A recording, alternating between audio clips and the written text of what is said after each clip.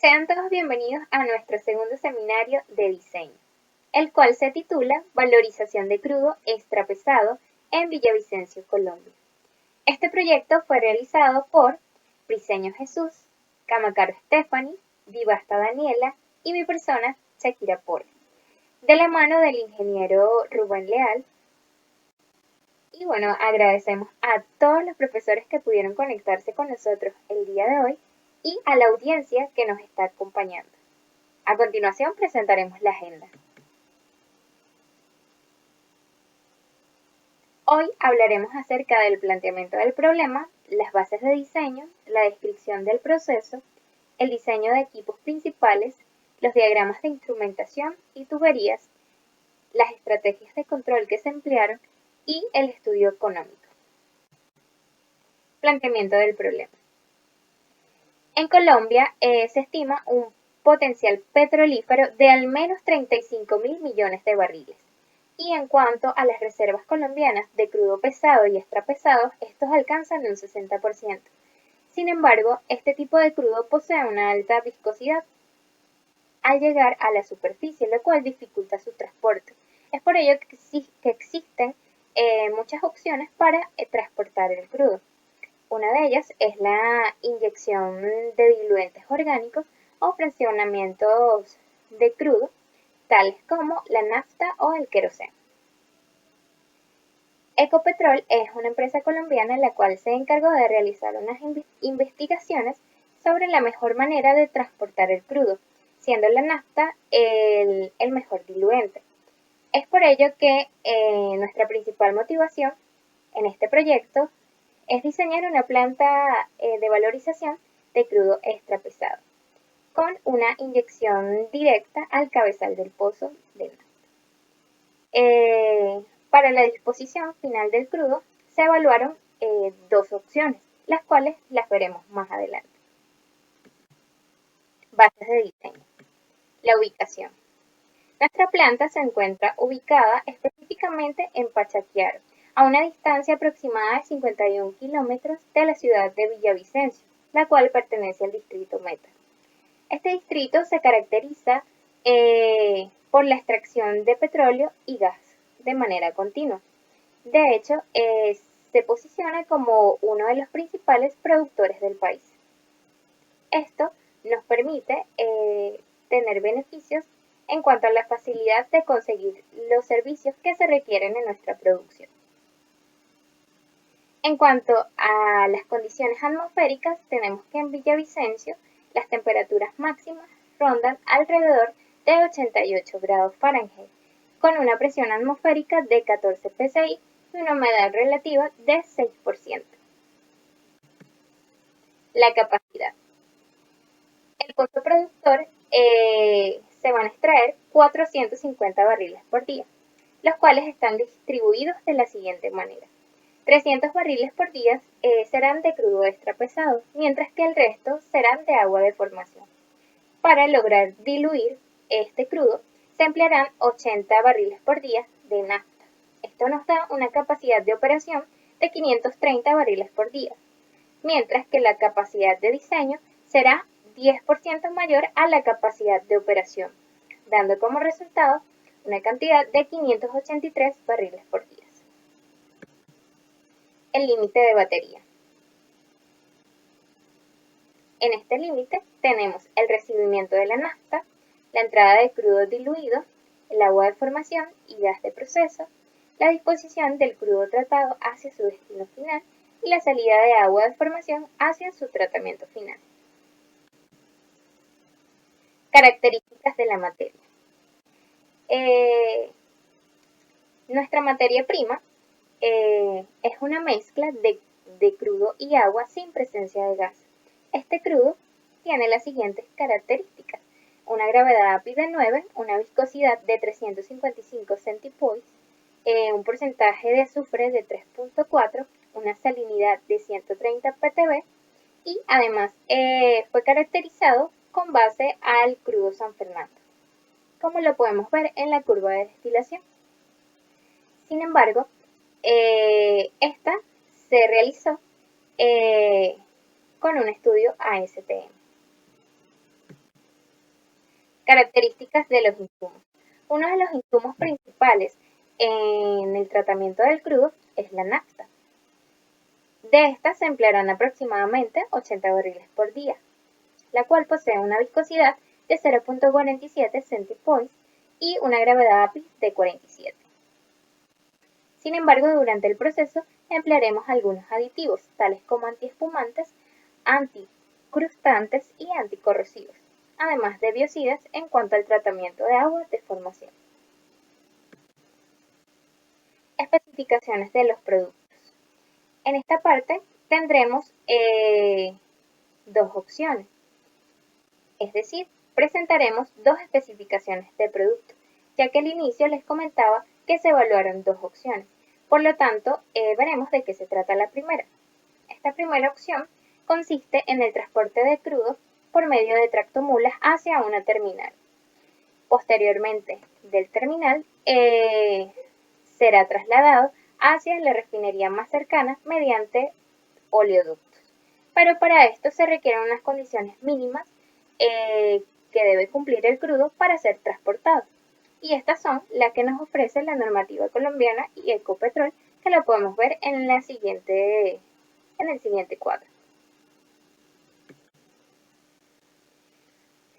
La opción número 2 consiste en quemar el crudo mediante un motogenerador para producir electricidad a las zonas aledañas a la planta.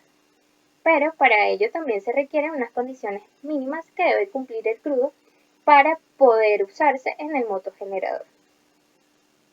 Y son estas características, tales como que debe cumplir que los grados API deben ser mínimo 16, la viscosidad debe estar en un rango de 40 y 50 máximo centipoise, un porcentaje de agua de 0.3 y una salinidad de 6 ppb, una temperatura de residuo de 140 grados Fahrenheit. Servicios industriales. Estos son importantes para el buen funcionamiento de nuestra planta. Para ello se van a emplear servicios de agua, servicios de electricidad, de gas de combustible y aire. El agua será empleada en equipos tales como el deshidratador y el desalador, además de sistemas de seguridad, mantenimiento y recuperación de equipos.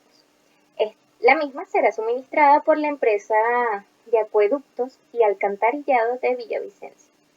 La electricidad es fundamental para el funcionamiento de diversos equipos. Esta será provista por la empresa EMSA. El gas combustible se empleará para el calentamiento de las corrientes de algunos intercambiadores de calor que se van a emplear en diferentes etapas del proceso.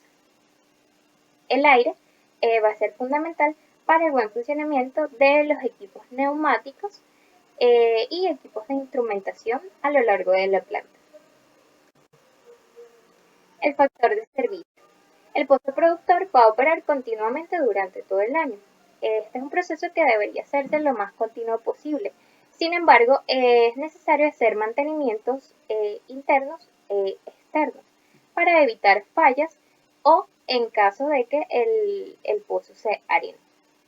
Entonces, para ello se va a tener una parada de planta programada al año, la cual se le hará un servicio al pozo. Este servicio consta principalmente de una limpieza de intercambiadores, cambio de bombas, reparación de tuberías y servicios de superficie. Considerando todo esto, se tiene un factor de servicio de 96.98%. Sin embargo, también es importante considerar que el pozo puede morir o puede dejar de ser productivo, por lo que se hace necesario una estimulación. Es por ello que cada 2 años se realizará una parada mayor. Considerando esto, el factor de servicio nos arroja un valor de 93.69%. El manejo de efluentes. Durante nuestro proceso se van a generar diferentes efluentes, tales como arena y sedimentos, gases y agua. Para la arena y sedimentos se emplearán rellenos sanitarios o industriales. Para gases, si estas gas de chimenea sí cumplen con la normativa colombiana, y equipos de tratamiento si no está en especificaciones, como es el caso de los gases que genera el motogenerador. Por lo tanto, se requiere de un equipo, y en el proceso se usó un depurador humano para poder llevar a especificaciones de la norma. En cuanto al agua, se enviará a una planta de tratamiento para posteriormente ser inyectada a un pozo cercano. Requerimientos de almacén. Como les mencioné, este es un proceso que debería darse de manera continua. Es por ello que se hace importante el almacenamiento, especialmente de la nafta y del crudo tratado. De la nafta al inicio del proceso. Para ello se requiere la cantidad de un tanque. En el caso de la nafta, de techo móvil, ya que es el más apropiado para estas sustancias volátiles, con una capacidad de 2.880 barriles, un tiempo de retención de 15 días, mientras que el crudo tratado va a ser un tanque de techo fijo con una capacidad de 10.543 barriles, con un tiempo de retención de 23 días. Las normas aplicables. Acá mencionaremos las normas más resaltantes que se emplearon durante todo el diseño, resaltando las normas APIS, la Ley General Ambiental de Colombia, las normativas colombianas de emisiones, las normas ACME, las normas ISA y las normas ASI. Las normas ANSI están relacionadas con las tuberías, bombas y conexiones. A continuación, se hará una breve descripción del proceso utilizando el diagrama de bloque de proceso. La primera etapa consiste en el recibimiento de la nafta y su respectivo almacenamiento, para que luego ésta sea inyectada en el cabezal del pozo y así diluir el crudo extrapesado para que fluya con mayor facilidad por las tuberías. Luego éste ingresa a un separador múltiple que tiene la finalidad de retirar toda el agua libre de formación y que luego ésta sea enviada a una unidad de tratamiento para inyección. El crudo diluido es entonces enviado a las unidades de deshidratación y desalación, debido a que éste aún posee agua remanente en forma de emulsión y sales presentes. Es precisamente en esta etapa donde se alcanzan los requerimientos necesarios para su disposición final y para los cuales se tienen dos alternativas. La primera es almacenarlo y luego enviarlo a una refinería cercana utilizando tractomula y oleoductos. La segunda es que, luego de su almacenamiento, se queme para la generación de energía eléctrica y que ésta sea distribuida. Adicionalmente, los gases de combustión deben ser tratados antes de ser liberados a la atmósfera. Para la realización de este proyecto, se consideró como disposición final esta última alternativa debido a que resultó ser mucho más atractiva. Los criterios de selección serán discutidos con mayor detalle en el análisis económico. Ahora, se hará una descripción un poco más detallada utilizando el diagrama de flujo de proceso. La nafta diluente 47 API es traída a la planta a través de camiones cisterna y luego almacenada en un tanque vertical de techo flotante a una temperatura de aproximadamente 89 Fahrenheit. Luego esta es bombeada hasta el cabezal del pozo a una presión de 64.7 psi, con el objetivo de diluir el crudo extrapesado desde 9.5 API hasta 16 API. La corriente resultante es una mezcla de crudo diluido, agua y sedimentos, a la que se le agrega un paquete de inyección de químicos que está compuesto principalmente por demulsificante, antiespumante y anticorrosivo, y cuya finalidad es facilitar su separación y también la liberación de pequeñas cantidades de gas que podrían estar presentes. La corriente entra en un separador múltiple que opera a 90 Fahrenheit y 64.7 psi.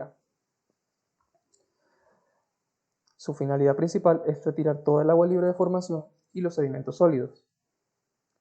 Posee un sistema de inyección y alivio de gas combustible que permite hacer control de la presión y una válvula de paso rápido que permite extraer los sedimentos sólidos.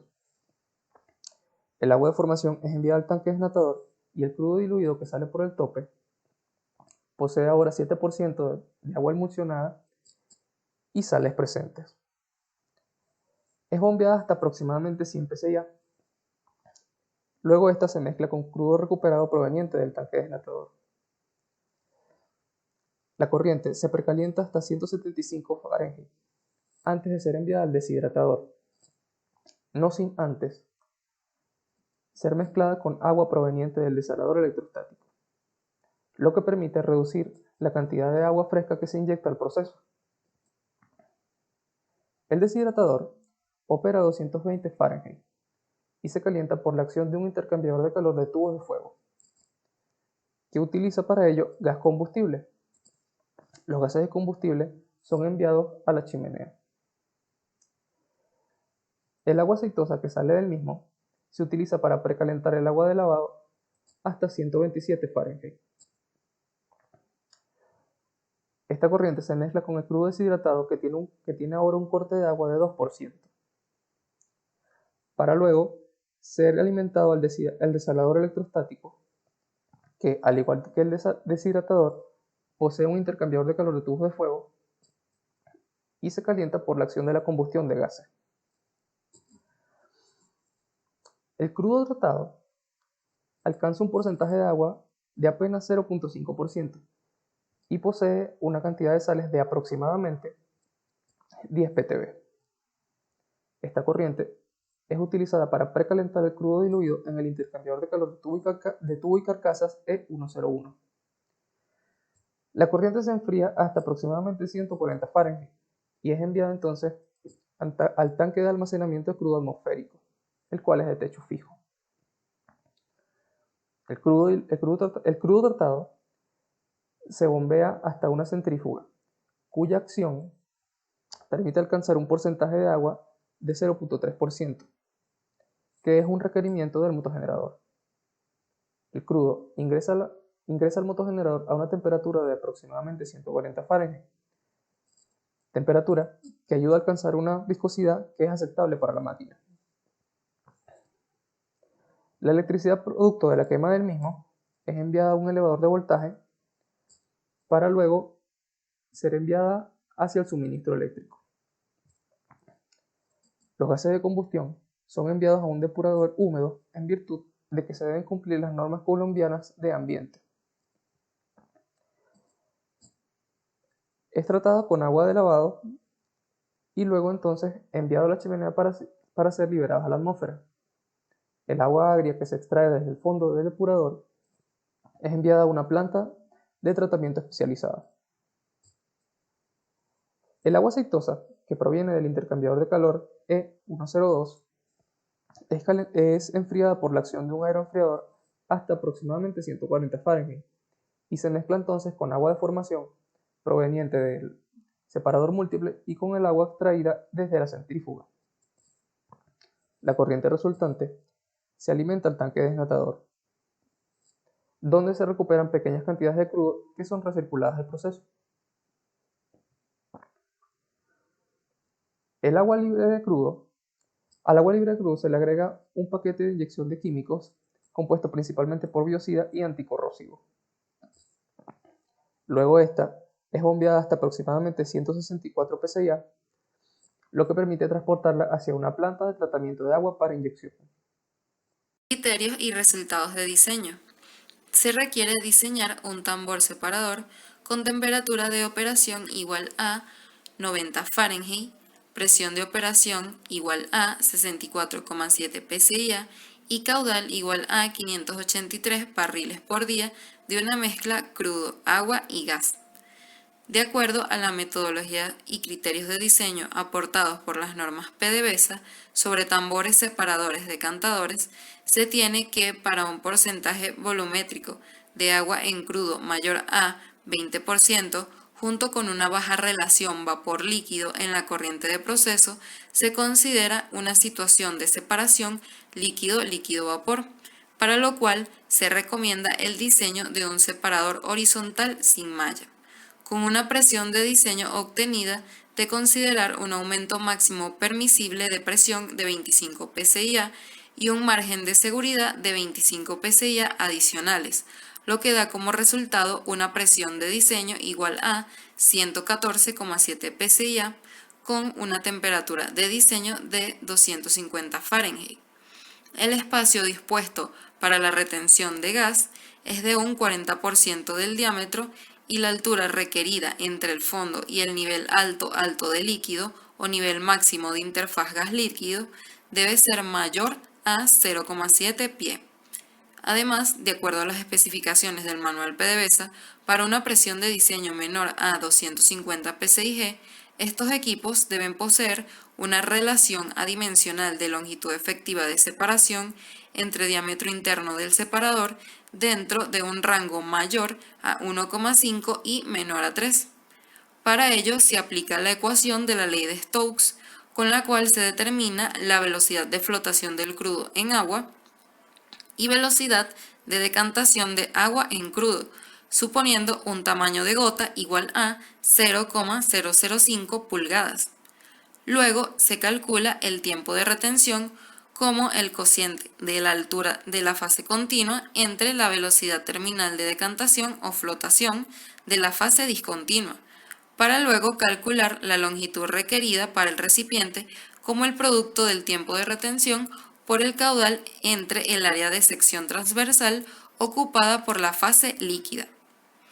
Una vez que se ha determinado la longitud de separación requerida de mayor magnitud, esta se iguala con la longitud efectiva de separación y se itera el diámetro interno hasta cumplir con los criterios de diseño establecidos. Bajo estas consideraciones, se obtiene un diámetro interno igual a 3 pie, longitud efectiva igual a 7,58 pie y una relación L sobre D igual a 2,5 que confirma la validez del diseño realizado. El material de construcción establecido es acero al carbono SA515 grado 70, resistente a temperaturas moderadas y altas. Se requiere diseñar un deshidratador electrostático con temperatura de operación igual a 220 Fahrenheit, presión de operación igual a 79,53 psi y caudal de 442 barriles por día. De acuerdo a la metodología y criterios de diseño aportados por el libro Emulsion and Oil Trading Equipment de Maurice Stewart y Ken Arnold, se realiza el diseño del separador tipo horizontal. Como primer paso, debe calcularse la energía requerida por el tubo de fuego para poder calentar el crudo hasta la temperatura de tratamiento. Posteriormente, se asume un tiempo de retención de 30 minutos para calcular la longitud efectiva de separación, y de esta forma se obtiene que las condiciones de diseño del separador deben ser temperatura igual a 238 Fahrenheit, presión igual a 87,48 psi, mientras que sus dimensiones deben ser de diámetro igual a 4 pie y longitud igual a 10 pie. Se requiere diseñar un desalador con temperatura de operación igual a 220 Fahrenheit, presión de operación igual a 59,53 psi y caudal de 415 barriles por día. De acuerdo a la metodología y criterios aportados por el libro Emulsion and Oil Trading de Maurice Stewart y Ken Arnold, se realiza el diseño del desalador tipo horizontal análogo al diseño del deshidratador, es decir, debe calcularse la energía requerida por el tubo de fuego para poder calentar el crudo hasta la temperatura de tratamiento. Posteriormente se asume un tiempo de retención de 30 minutos para calcular la longitud efectiva de separación, y de esta forma se obtiene que las condiciones de diseño del desalador deben ser temperatura igual a 238 Fahrenheit y presión igual a 65,48 psi, mientras que sus dimensiones deben ser de diámetro igual a 3 pie y longitud igual a 10 pie. Para la selección del motogenerador que permita cumplir con el objetivo de proceso, se realizan los cálculos utilizando los datos del catálogo Wärtsilä para el modelo 12B46F. Este modelo está diseñado para una temperatura máxima de entrada igual a 140 Fahrenheit, cantidad de agua permitida de máximo 50 miligramos por cada kilogramo, consumo específico de 179,6 gramos por cada kilowatt por hora y potencia de 19.319 caballos de fuerza. Ahora, en relación a los cálculos necesarios para la selección, se determina el caudal al 100% de carga a partir del producto gravedad específica del crudo por consumo específico entre la potencia que produce el motogenerador Wärtsilä 12B46F, obteniendo un caudal requerido de 403 barriles por día. En cuanto al cálculo de la eficiencia y conocido el poder calorífico del crudo, se calcula la potencia que produce la quema de crudo. Luego, a partir de los datos del catálogo, se conoce la potencia que consume el equipo para calcular el cociente de la potencia del motogenerador entre la potencia del crudo, obteniendo una eficiencia igual a 50%. A su vez, el modelo 12B46F posee 12 cilindros y la velocidad del motor es de 600 revoluciones por minuto. Para el diseño del depurador húmedo de gases, con temperatura de operación igual a 687,2 Fahrenheit, presión de operación igual a 15 psi y flujo másico igual a 57 libras-masa sobre segundo de una mezcla de gases de escape provenientes del motogenerador, se utilizan la metodología y criterios de diseño aportados por las normas PDVSA sobre separadores depuradores bifásicos. Se tiene que, para una relación flujo másico de gas sobre flujo másico del líquido al plato de alimentación mucho mayor a 1, se considera la situación de separación líquido-gas, para la cual se recomienda el diseño de un depurador húmedo vertical. La temperatura de diseño máxima tolerada por el equipo es de 700 Fahrenheit, con presión de diseño obtenida de estimar 39,71 psi adicionales por razones de seguridad, resultando en una presión de diseño igual a 55 psi. Suponiendo que el porcentaje de inundación del separador es igual a 80% y considerando que la longitud efectiva de separación se encuentra dentro de un rango mayor a 8 pies y menor a 20 pies, para una relación diámetro interno del equipo entre diámetro del empaque de relleno dentro de un rango mayor a 10 y menor a 40, usando el gráfico de Eckert, se calcula el valor de X, con el cual se entra a la gráfica trazando una línea vertical hasta cortar la curva de inundación y se halla el valor de Y. Con dicho valor, la única incógnita es la velocidad del gas, que se despeja para calcular el área transversal del espacio del vapor requerido en el separador y posteriormente su diámetro correspondiente. Del diseño anterior se obtienen las dimensiones del separador con un diámetro interno igual a 2 pies y longitud efectiva igual a 9 pies. En cuanto al empaque, se obtiene una altura igual a 6 pies y diámetro igual a 1 pulgada, resultando en una relación diámetro de equipo entre diámetro del empaque igual a 24, que confirma la validez del diseño realizado. A su vez, se selecciona el acero inoxidable como material de construcción, dada su resistencia a la corrosión y a altas temperaturas de operación. A continuación se procederá a hablar sobre el diagrama de tuberías e instrumentación en conjunto con la presentación de las estrategias de control. Como se ha mencionado anteriormente, el primer equipo con el que contamos es un tanque de almacenamiento de materia prima, el cual posee alarmas de alto, bajo y muy bajo nivel. De esta manera se asegura que siempre se posea la cantidad de materia prima necesaria y que el proceso sea continuo.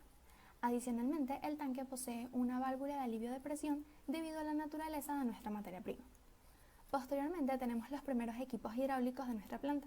Todos estos equipos poseen equipos de respaldo para asegurar la continuidad del proceso, en caso tal de que alguna bomba presente una falla o se necesitará realizar algún tipo de mantenimiento.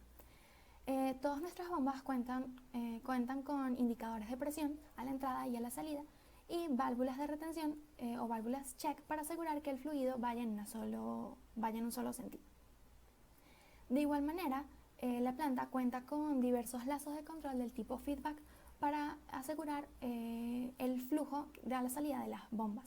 De esta manera se asegura que las mismas no se queden sin fluido.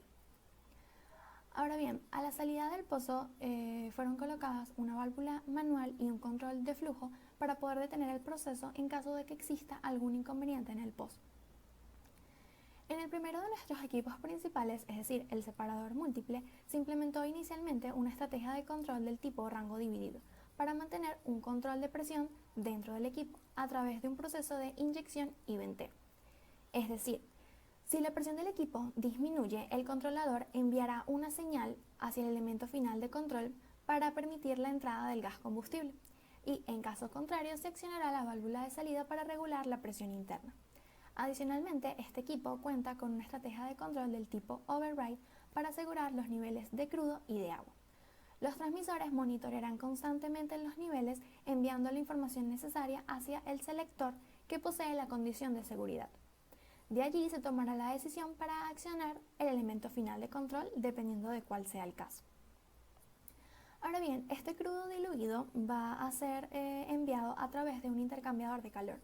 Este equipo cuenta con una estrategia de control del tipo feedback para asegurar la temperatura de salida del mismo. Esta estrategia de control es implementada para todos los intercambiadores de calor a lo largo de la planta. Posteriormente, este crudo va a ser enviado hacia el deshidratador. Este equipo cuenta con dos estrategias de control.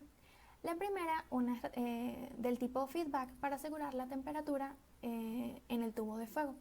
Como este equipo es conocido especialmente por trabajar con una llama directa, se implementó el instrumento llamado parallamas o arrestallamas, el cual tiene como función evitar que la llama retroceda o se expanda en caso de algún inconveniente. De esta manera se pueden evitar daños a los equipos o al personal cercano. El equipo adicionalmente cuenta con una estrategia de control del tipo override similar a la del separador múltiple, además de contar con alarma de alta temperatura y una alarma de bajo nivel en caso de falla. De esta manera se puede alertar a los operadores y de esta manera que no exista ningún daño al equipo por acción de calentamiento del tubo de fuego. Ahora bien, este crudo deshidratado pasa al desalador electrostático, el cual cuenta de igual manera con una estrategia tipo feedback para el tubo de fuego y una estrategia del tipo override para el control de nivel, tanto del agua como para el nivel del crudo. Posteriormente, este crudo ya tratado es enviado al tanque de almacenamiento. Este tanque, al igual que el de almacenamiento de materia prima, cuenta con alarmas de alto, muy alto, bajo y muy bajo nivel. De esta manera se puede alertar a los operadores en caso de que exista alguna falla y puedan detener el resto del proceso. Posteriormente, este crudo tratado es enviado hacia una centrífuga y posteriormente hacia el motogenerador. Ambos equipos forman parte de un mismo paquete y no fueron considerados dentro del límite de batería. Sin embargo, ambos cuentan con una instrumentación integrada al momento de la compra para su correcto funcionamiento. Adicionalmente, se poseen equipos de respaldo en caso de que ocurra alguna falla o se necesite realizar algún tipo de mantenimiento, como es común en este tipo de equipos. Ahora bien, el gas proveniente de la quema de crudo es dirigido hacia un depurador húmedo, el cual cuenta con dos estrategias de control del tipo feedback. Una para asegurar la presión en el equipo manipulando la corriente de salida del gas tratado y la otra para asegurar el nivel de agua dentro del equipo manipulando el agua agria de salida en el fondo. Por último, parte del agua aceitosa es enviada hacia un aeroenfriador, el cual cuenta con una estrategia de control del tipo feedback, con un motor como elemento final de control. A continuación se le hará el estudio económico realizado para el proyecto. Además de, como se mencionó anteriormente, se justificará el por qué se tomó la decisión de emplear el crudo tratado para la generación de electricidad y no efectuar su venta directamente hacia la refinería. Costo de adquisición de equipos. Para realizar la totalización de los mismos, se implementó el uso de la inflación colombiana para julio del 2020, es decir, de 1,97%. La diferencia entre el monto de ambos equipos es que para la opción número 2 se tuvieron que contemplar la adquisición de 2 motogeneradores, el elevador de voltaje y un depurador húmedo, teniendo un total de $2.641.000 aproximadamente para la opción número 1 y $5 millones aproximadamente para la opción número 2. Para los gastos fijos de inversión se realizaron en función de la maquinaria total y los mismos se totalizaron valores para la instalación tanto de equipos como eléctrica, la instrumentación, tuberías y el acondicionamiento tanto de los equipos como del lugar donde va a ser colocada la planta. Se tuvo un total de 3 millones aproximadamente de dólares para la opción número 1 y de 5.700.000 dólares para la opción número 2. Los costos variables son los que tienen principal relación para la producción, relación con la producción total de la empresa. Para calcularlo se tomaron en cuenta los costos en servicios industriales, incluyendo los químicos utilizados, costos en materia prima y el transporte de la misma. La diferencia entre ambas opciones radica en el que tuvieron que totalizar para la opción número 1 los costos en transporte de la materia del producto final a través de tractomulas y oleoductos desde el pozo hasta la refinería. Para poder llevar estos precios para ajustar estos precios actuales, se implementó el uso de la inflación colombiana para servicios energéticos y la compra y venta de nafta, los cuales tienen unos valores de 10.78% y 12.10% respectivamente. Para la opción número 1 tuvimos un total de 4.894.000 dólares aproximadamente, en donde se totalizaron $0.12 el barril para el transporte de la nafta, $0.43 el barril para su transporte del crudo a través de las tractomulas y $61.7 por día para su transporte a través de los oleoductos. Este último calculado en base a la distancia desde el pozo hasta la refinería más cercana, es decir, unos 60,5 kilómetros de distancia. Y por último, para la opción número 2 tuvimos un total de 4.815.000 dólares aproximadamente, en donde solamente se totalizó el transporte de la nafta. Para el cálculo de los costos fijos se totalizaron costos de mantenimiento, gastos administrativos, depreciación de la maquinaria y del edificio, comisión y gastos de ventas, teniendo un total de 734.204 para la opción número 1 y de 1.394.000 dólares para la generación de electricidad. Para el cálculo de la inversión inicial se totalizaron los costos de adquisición de maquinaria y de los gastos fijos de inversión, teniendo un total de 5.651.789 dólares para la opción número 1 y de 10.736.217 para la opción número 2. Los valores relacionados a las ventas, como se han mencionado anteriormente, dependen de la venta de crudo para la opción número 1 y para la opción número 2 la venta de electricidad. Para la primera opción tenemos un total de 7.849.242 dólares, resultando que se tomó el precio de 58,35 dólares el barril, el cual fue el precio de cierre del crudo para el día 19 de febrero del 2020 en la página oficial de la OPEP. Y para el caso de la segunda opción se calculó un total de 21.684.945 dólares, calculando la venta de la electricidad a 0,18 dólares el kilowatt. Para realizar el cálculo del capital de trabajo se totalizó en base al 40% de la inversión inicial, teniendo un total de aproximadamente 2.260.000 dólares para la venta de crudo y de 4.294.486 dólares para la opción número 2. Para realizar la investigación con respecto al préstamo se investigó en el banco BBVA Colombia, en donde se nos ofreció un 65% con respecto a la inversión inicial, con un interés del 17.13%, el cual debe cancelarse durante los 3 primeros años de operatividad del proyecto. Eso nos sitúa un total de 3.673.662,99 para la opción número 1 y de 6.978.541,28 para la generación de electricidad, o sea, la opción número 2. Ahora, como último punto, procederemos a hablar sobre los parámetros financieros. El primero que fue calculado fue la tasa mínima aceptable de rendimiento o TEMAR. Esta es la tasa mínima de ganancia que se espera de la inversión propuesta. Se calculó en base a la inflación colombiana, la cual fue mencionada anteriormente, tiene un total de 1,97%, la prima de riesgo, la cual fue actualizada para agosto del 2020 con un total de 2.60% y un interés del banco del 7.13%.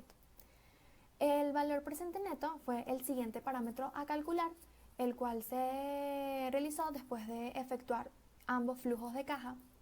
Este valor presente neto, o el BPN, es un parámetro que permite determinar si el proyecto cumple o no cumple con el objetivo de generar mayores ingresos de lo que fue invertido al inicio del proyecto.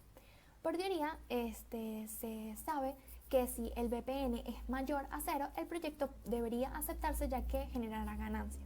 Para la opción número 1 tenemos un total de $891.766.000 y para la opción número 2 tenemos $34.964.864. Observando ambos valores, como ambos son mayores a 0, se puede asegurar que ambas opciones generarán mayores ingresos de lo que fue invertido en un primer momento. Por último, para calcular fue la tasa interna de retorno, o la TIR, el cual es un parámetro que permite determinar la rentabilidad del proyecto propuesto. Por teoría se sabe que si la TIR obtenida es mayor a la TEMAR, el proyecto se puede considerar como rentable. Si observamos ambos valores, se puede observar que para la opción número 1 tuvimos un total de 17.55%, mientras que para la opción número 2 se tuvo un total de 61%. ¿Qué significa esto? Que al ser la opción número 2 mayor a la TEMAR, la opción número 2, es decir, la generación de electricidad, es mucho más rentable y generará mayores ingresos que la opción número 1. Es por ello que se seleccionó esta opción. Esto ha sido todo por nuestra presentación. Muchas gracias por su atención y estamos atentos a todas sus preguntas.